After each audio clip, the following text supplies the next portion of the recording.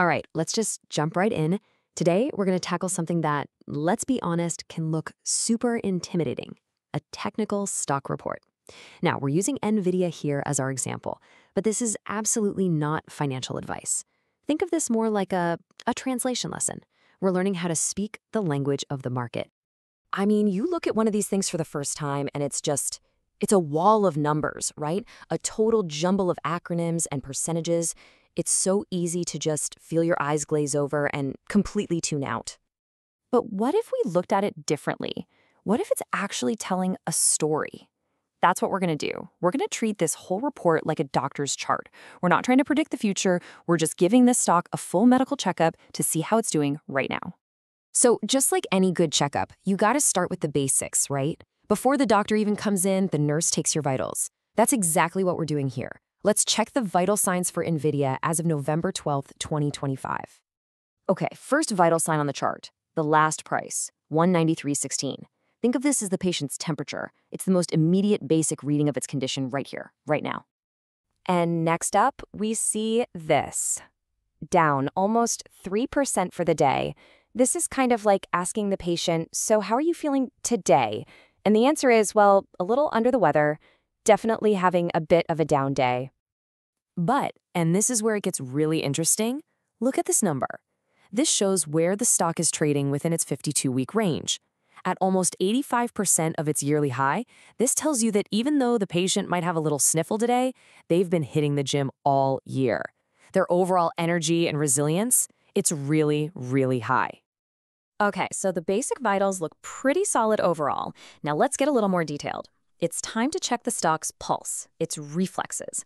We're going to look at the short-term stuff that tells us about its immediate rhythm and momentum.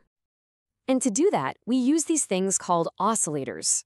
Seriously, you can just think of these as the stock market's EKG machine. They get hooked up to the patient, and they measure the rhythm and the intensity of its heartbeat, or in this case, its price movements. And right away, things get kind of weird. The EKG is giving us these mixed signals. On one hand, the MACD is showing what's called a bearish divergence. In our checkup, that's like a tiny little arrhythmia, a sign that maybe things are slowing down. But then the RSI is neutral. That's like the doctor saying, well, their breathing is perfectly steady and calm. So, which is it? And this chart just shows you that conflict perfectly. Look at the short term, the 10-day momentum. It's negative. That's some real fatigue, right? But then you look at the midterm, the 20-day, and it's positive. So it's like our patient is winded after a quick sprint, but they've definitely still got the stamina for a much longer run. All right, so we've done the vitals, we've checked the pulse. Now it's time to go deeper. We're heading to the X-ray room. We need to look past all this surface-level stuff and really examine the stock's underlying structure, its skeleton, to see its long-term health. And in our little medical drama here, moving averages are the X-rays. They give us a clear picture of the stock's bone structure by smoothing out all the daily noise, showing us the real foundational trend underneath. So, what's the X-ray show us? Well, the current price is below its 10-day average. You could say the patient's leaning a little funny on one foot. But, and this is a huge but, it is way, way above its 200-day average. The long-term skeleton, it looks rock solid. And this just adds another fascinating little layer to the story. The trend strength, the ADX, is weak. So our patient isn't exactly sprinting a marathon at this very moment. They're taking it easy. But the trend direction, the Arun, has an uptrend bias. So even while they're resting, their posture is good, they're looking up, ready to go. Okay. We've run all the tests, we've checked the vitals, we've seen the X-rays, so what's the final word from the doctor? What's the diagnosis? Let's put it all together.